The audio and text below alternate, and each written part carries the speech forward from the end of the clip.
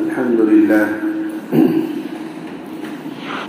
لله رب العالمين والعاقبة للمتقين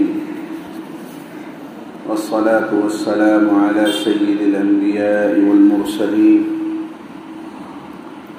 وعلى آله وأصحابه أجمعين ومن تبعهم بإحسان إلى يوم الدين. أما بعد، فقد قال الله سبحانه وتعالى: أعوذ بالله من الشيطان الرجيم، بسم الله الرحمن الرحيم، قل إن صلاتي ونسكي ومحياي ومماتي لله رب العالمين.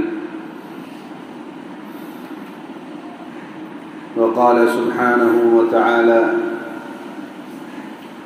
ولئن سألتهم من خلق السماوات والأرض وسخر الشمس والقمر ليقولن الله. وقال سبحانه وتعالى: وما أرسلنا من رسول إلا نوحي إليه أنه لا إله إلا الله لا إله إلا أنا فاعبدون. صدق الله مولانا العظيم.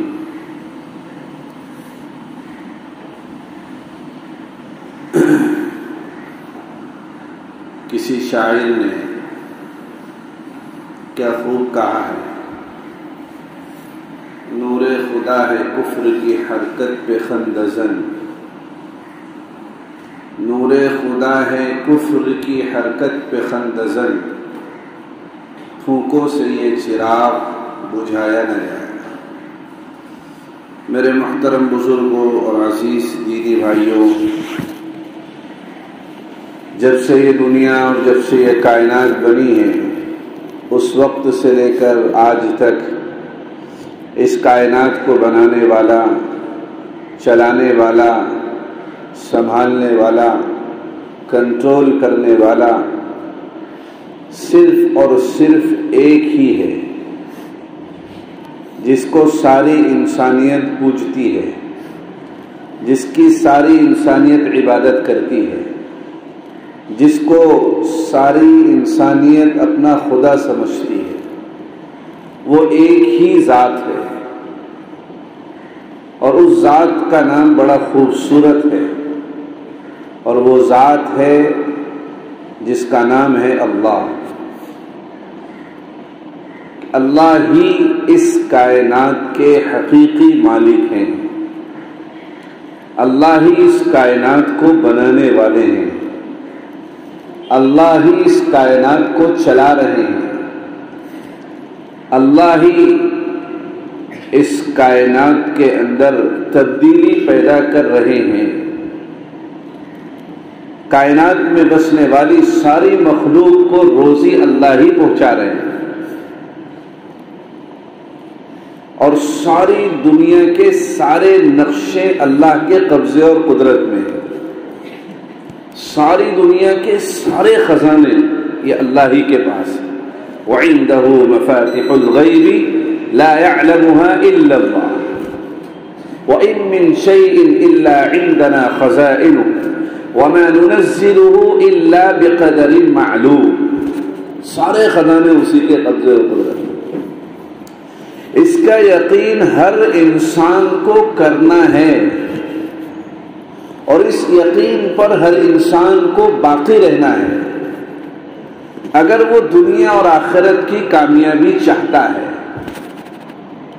اور اسی یقین پر عمل کرنے والے کو، اس یقین کے اوپر چلنے والے کو، اور اس یقین کو ساری کائنات میں بسنے والے انسانوں کو میں پھیلانے اور اس کا پیغام دینے والے کا نام ہی مسلمان ہے. مسلمان کا معنی کیا ہے؟ فرما بردار، تابع دار،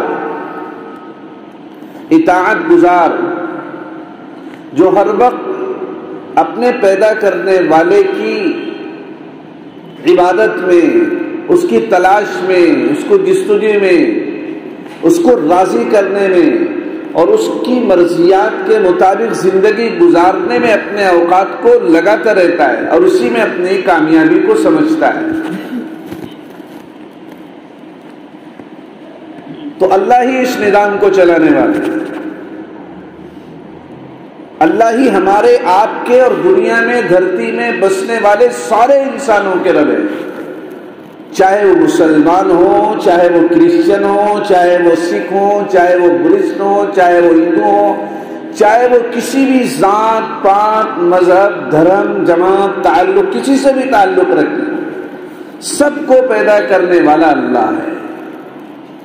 یہ الگ بات ہے کہ سب نے الگ الگ نام رکھ لیے ہیں اپنے اپنے مذہب کے اعتبار سے، لیکن یہ وہ نام ہے جس کو خود اللہ نے اپنے لیے سلیکٹ کیا ہے، کیونکہ اس کائنات کی سب سے پرانی کتاب اور سب سے زندہ جاوید معجزہ جو ہے وہ اللہ کا اپنا کلام اتارا ہوا ہے، اور وہ ہے قرآن کریم، جس میں اللہ خود اپنا تعارف لوگوں کے سامنے کرواتے ہیں.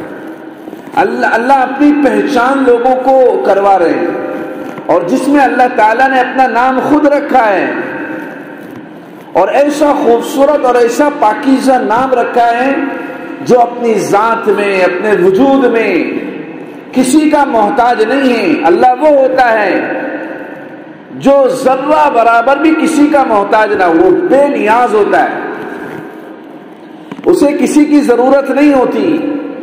وہ جگہ سے پاک ہوتا ہے، مکان سے پاک ہوتا ہے، کپڑوں سے پاک ہوتا ہے، کھانے پینے سے پاک ہوتا ہے، سونے سے پاک ہوتا ہے، اور کسی جگہ جانے آنے سے پاک ہوتا ہے.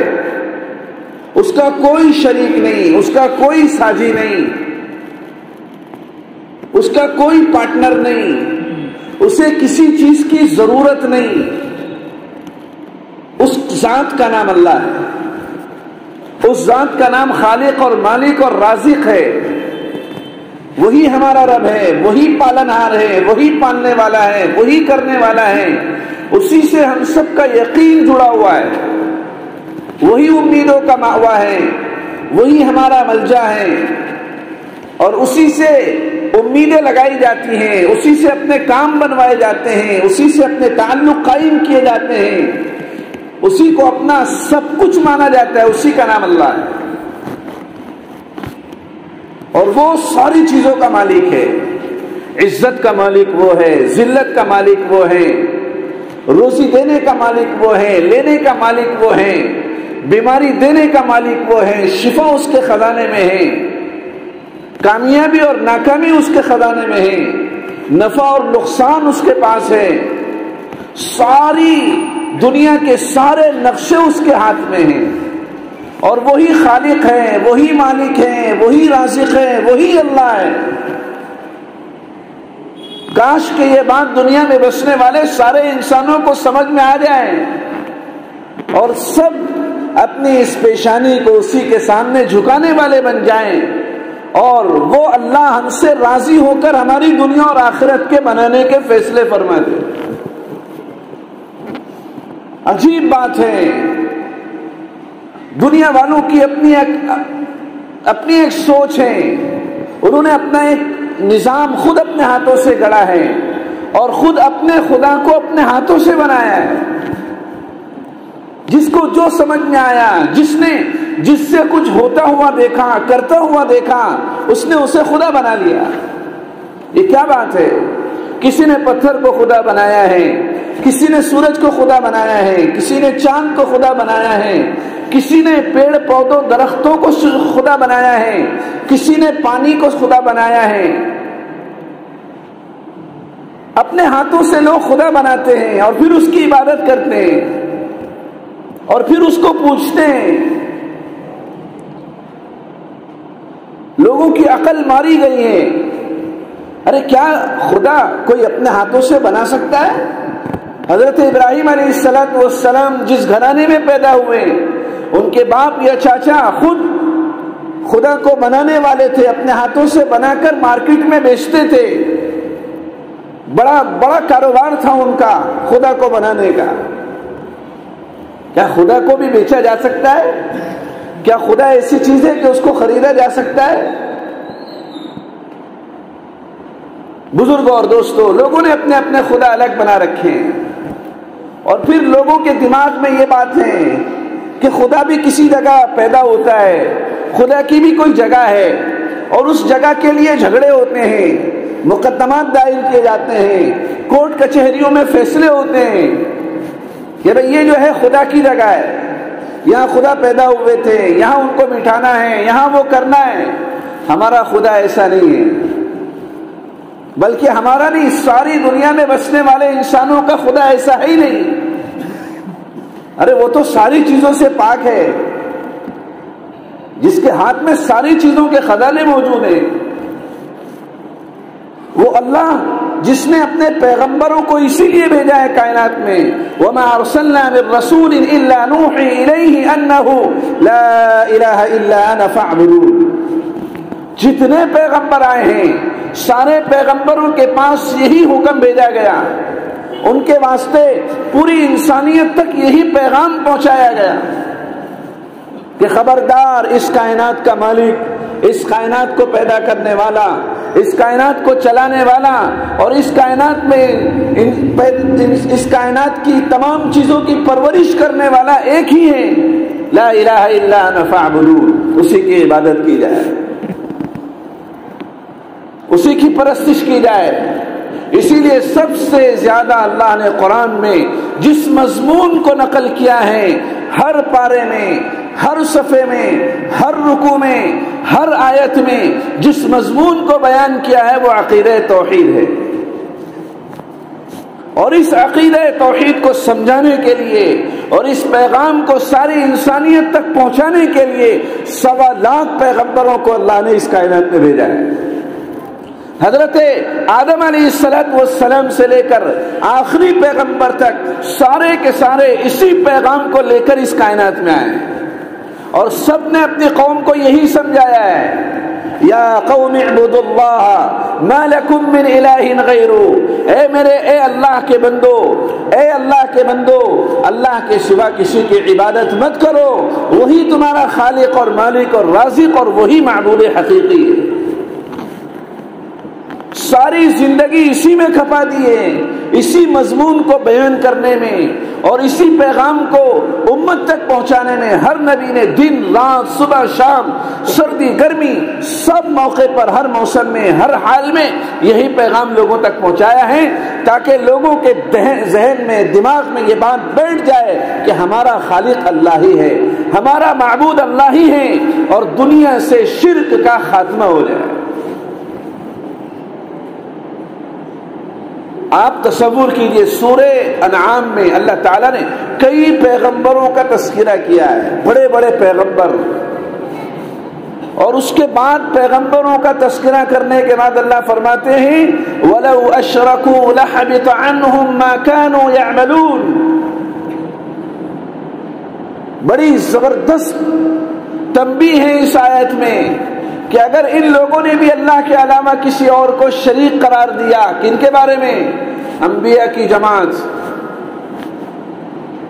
جو خاص الاخص الخاص ہوا کرتے ہیں، جن کی اللہ تعالیٰ براہ راست تربیت فرماتے ہیں، اور جو اللہ کے میسنجر بن کر اس کائنات میں آئے ہیں، اور جن سے گناہ کا تصور نہیں کیا جا سکتا، ان کے بارے میں اللہ فرماتے ہیں اگر انہوں نے بھی اللہ کے ساتھ کسی کو شریک قرار دے دیا تو ان کے سارے اعمال ضائع کر دیے جائیں گے، سارے کے سارے اعمال ختم کر دیے جائیں گے۔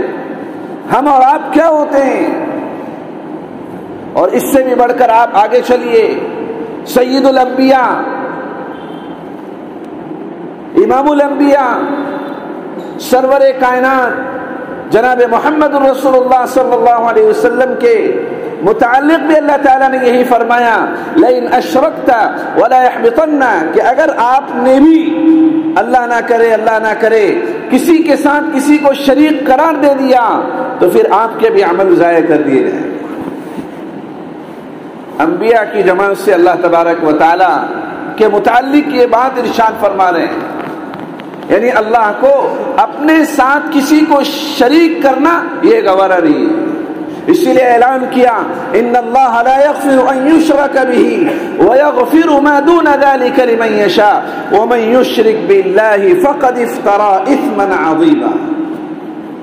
اللہ تعالی چوروں کو معاف کر سکتے ہیں، زانیوں کو معاف کر سکتے ہیں، ڈاکوؤں کو معاف کر سکتے ہیں، بدکاروں کو معاف کر سکتے ہیں، حرام کھانے والوں کو معاف کر سکتے ہیں، اور دنیا میں جو ہے بدماشی کرنے والوں کو معاف کر سکتے ہیں، شرارت کرنے والوں کو معاف کر سکتے ہیں.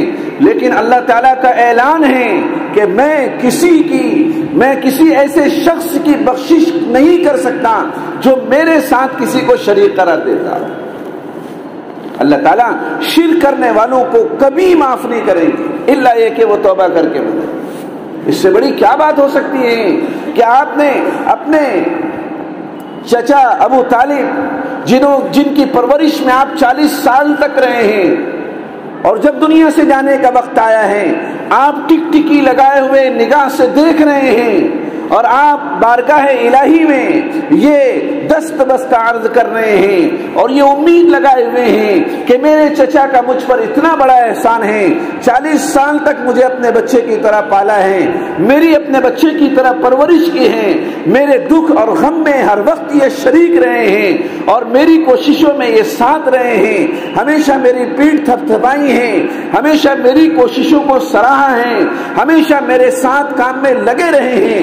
میری یہ چاہت ہے، میری یہ آرزو ہے کہ میرے چچا دنیا سے جا رہے ہیں اور ان کی زبان پر کلمہ ہو تاکہ یہ دنیا میں بھی کامیاب ہو جائیں، اور کل قیامت میں اللہ کے سامنے اپنی زبان سے اللہ کے سامنے سفارش کروں، گواہی دوں کہ میرے چچا نے میرے سامنے میرے کان میں اپنی زبان سے تیرے رب ہونے کی گواہی دی. بار بار آپ اپنے چچا کے کان میں کہہ رہے ہیں کلمہ پڑھ لیجئے، میں گواہی دے دوں گا. لیکن اللہ تبارک و تعالی نے کو منظور نہیں تھا. آپ کے چچا ہونے کے باوجود بھی جنت میں نہیں جا سکتے کیونکہ ایمان پر موت نہیں ہوئی ہے، خاتمہ ایمان پر نہیں ہوا ہے.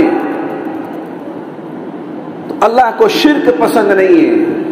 اللہ تعالیٰ نے اعلان کیا انہ من یشرک باللہ فقد حرم اللہ علیہ الجنہ ومأواہ النار وما للظالمین من انصار.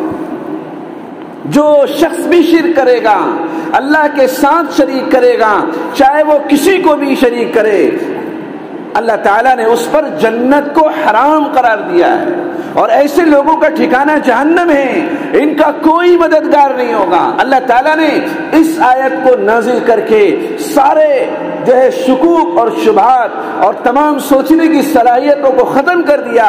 کوئی یہ نہ سوچے جو عزیر کو ماننے والے ہیں کہ حضرت عزیر سفارش کر دیں گے، کوئی یہ نہ سوچے کہ میں عیسیٰ کا ماننے والا ہوں، عیسیٰ میری سفارش کر دیں گے، کوئی یہ نہ سوچے کہ میں جبرائیل کو ماننے والا ہوں، جبرائیل میری سفارش کر دیں گے، کوئی یہ نہ سوچے کہ میں پیغمبروں کو ماننے والا ہوں، پیغمبر میری سفارش کر دیں گے، کوئی یہ نہ سوچے کہ میں اللہ کے اولیاء کو اور اللہ کے نیک بندوں کو اور اللہ تبارک و تعالیٰ کی نیک مخلوق کو ماننے والا ہوں، یہ میری اللہ کے ہاں سفارش کریں گے. اگر خاتمہ اللہ نہ کرے ایمان پر نہیں ہوا ہے، دنیا کی کوئی طاقت اللہ کے دربار میں سفارشی بن کر کھڑی نہیں ہو سکتی. وما للظالمین من انصار، ایسے لوگوں کا کوئی مددگار نہیں ہوتا.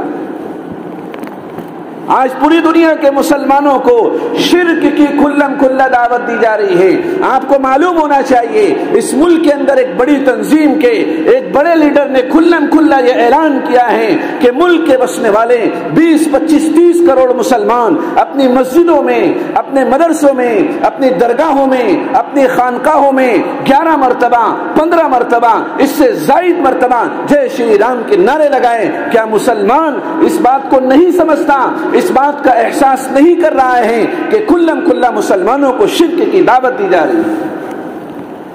بزرگوں اور دوستوں، آج ہم اور سب مل کر اگر توحید کی، اللہ کی وحدانیت کی دعوت کو اور اللہ کے پیغام کو آگے بڑھانے کے لیے کھڑے نہ ہوئے تو ہماری آنے والی نسلوں کا کیا ہوگا نہ آپ جانتے ہیں، نہ میں جانتا ہوں، نہ اور صرف اور صرف ہمارا خدا جانتا ہے۔ بزرگوں اور دوستوں، ہم اللہ تبارک و تعالیٰ کی طرف سے بھیجے ہوئے پیغمبروں کی ہدایات اور تعلیمات پر عمل کریں۔ ساری دنیا کی باطل طاقتیں، ساری دنیا کا کفر اور ساری دنیا کے بت پرست اور ساری دنیا کے مشرک ایک جگہ جمع ہو کر جو ہے کفر کا بول بالا کھڑا کرنے کے لیے جمع ہو رہے ہیں۔ ہمیں اور آپ کو بھی ایسے موقع پر چاہیے کہ ہم بڑی قوت کے ساتھ اور بڑی طاقت کے ساتھ اللہ کی وحدانیت کو اور اللہ کے پیغام کو ساری دنیا کے اندر عام کریں، اللہ کی بڑائی کو بیان کریں، اللہ کی عظمت کو بیان کریں، اللہ کی کبریائی کو بیان کریں۔ ہمیں سڑکوں پر اتر کر اور ہمیں میدانوں میں اتر کر کسی کے خلاف ایکشن نہیں لینا ہے، کسی کے بارے میں احتجاج نہیں کرنا ہے۔ ہمیں تو اپنے گھروں پر بیٹھ کر، ہمیں اپنی مسجدوں میں بیٹھ کر، ہمیں اپنے کارخانوں اور جو ہے ہمیں اپنی دکانوں پر بیٹھ کر اللہ کا ذکر کرنا ہے تاکہ ساری دنیا سے کفر کا خاتمہ ہو جائے۔ اور بزرگوں اور دوستوں، ساری دنیا والے چاہتے ہیں کہ دنیا سے اسلام کا خاتمہ کر دے۔ نور خدا ہے کفر کی حرکت پہ خندزن، پھوکوں سے یہ چراغ بجھایا نہ جائے۔ بڑی کوششیں کی گئی ہیں۔ ابرہہ تو ہاتھی لے کر آیا تھا خانہ کعبہ کو جو ہے اڑانے کے لیے اور خانہ کعبہ کو مسمار کرنے کے لیے۔ عبد المطلب کو پتا چلا کہ ان کے اونٹوں کو جو ہے ان لوگوں نے اٹھا لیا ہے۔ عبد المطلب اپنے اونٹوں کو بچانے کے لیے گئے۔ لوگوں نے کہا کہ تمہیں اپنے اونٹوں کی فکر ہے، تمہیں تو خانہ کعبہ کی فکر کرنی چاہیے۔ کہا کہ اونٹ کا مالک میں ہوں، میں اپنے اونٹوں کی حفاظت اور اس کی حفاظت کی تدبیریں اختیار کر رہا ہوں۔ اس خانہ خدا کا مالک اللہ ہے، وہ اپنی جو ہے اپنے گھر کی حفاظت کی ذمہ داری خود لے رہا ہے اور اس کا انتظام خود کرے گا۔ بزرگوں اور دوستوں، صرف ہم اس بات کی کوشش کریں کہ ہم اللہ تبارک و تعالیٰ کی وحدانیت، اللہ کی بڑائی، اللہ کی عظمت، اللہ کی کبریائی کو ہم بیان کریں، مسجدوں کو آباد کریں۔ آج یہ جو اتنا سارا نظام پوری دنیا کے اندر اور پورے ملک کے اندر بنایا جا رہا ہے، دھیرے دھیرے کر کے ایک ایک مسجد کا نمبر آ رہا ہے، یہ اس کی اگر ہم بنیادی وجہ دیکھیں گے تو خود یہ ہماری کمزوری ہے۔ آج بازار جا کر دیکھ لیجئے، بازار ہمارے مسلمانوں سے بھرے پڑے ملیں گے۔ کھیل کود کے میدان دیکھ لیجئے، دنیا کی کوئی بھی جگہ دیکھ لیجئے، وہ آباد ہیں۔ اگر کوئی جگہ ویران ہے تو صرف اور صرف مسجدیں ویران ہیں۔ تو اگر ہم مسجدوں کو خود اپنے ہاتھوں سے ویران کریں گے تو کیا پھر ان باطل طاقتوں کو موقع نہیں ملے گا مسجد کو گرانے کا؟ اس سے اچھا بڑا کوئی موقع نہیں ہے کہ ہم سب مل کر اس بات کی نیت کریں، کوشش کریں، ارادے کریں۔ اب تک ہم سے جو کمیاں، کوتاہیاں، کمزوریاں ہوئی ہیں اللہ کے گھر کو آباد کرنے کے متعلق، اس پر ہم اللہ سے معافی مانگیں گے، توبہ کریں گے، استغفار کریں گے اور اب سے نیت کریں گے کہ انشاءاللہ جس طرح جمعہ کے اندر ہماری مسجدیں بھری رہتی ہے، ایسے ہی 5 وقتہ نمازوں میں ہماری مسجدیں آباد رہے گی۔ ہم مسجدوں کو آباد رکھیں گے، بڑوں کو، چھوٹوں کو، سب کو مسجد میں لائیں گے۔